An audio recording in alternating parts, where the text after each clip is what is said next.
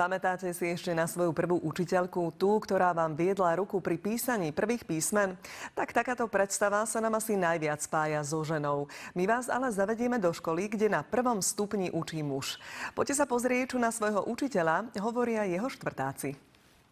Tento muž vymenil strojarinu za školskú katedru, na začiatok okúsil prácu v školskom klube, vyštudoval a po 2 rokoch sa postavil pred svoju prvú triedu. Bolo také zmiešané a ja som nevedel, či sa mám viacej tešiť na to, alebo či mám z toho strach. Tie slova, ktoré sú vľavo, číta Maťka. Prvý polrok sa so svojimi prvákmi v úvodzovkách boril vo vysokom snehu. Bolo to dosť ťažké pre mňa ako pre muža.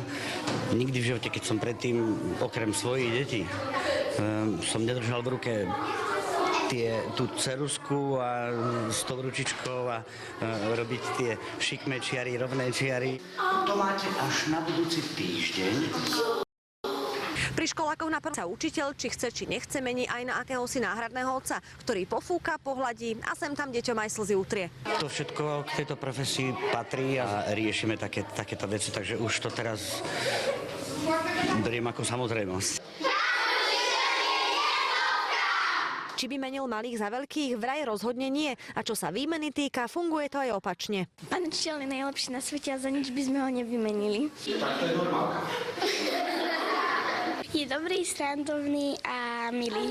Vtipný. Najlepší a na tejto škole. A máme ho radi. 642 versus 11 841. Taký bol pomer učiteľov a učiteľiek v minulom školskom roku na prvom stupni. Nečudo, že si ich neraz držia ako v bavlnke. Je to aj také sprestrenie toho nášho ženského kolektívu. Najviac učiteľov mužov sedí za vysokoškolskými katedrami a je to jediné miesto, kde ich počet prevyšuje aj ženy učiteľky. Katarína Tekeľová, televízia.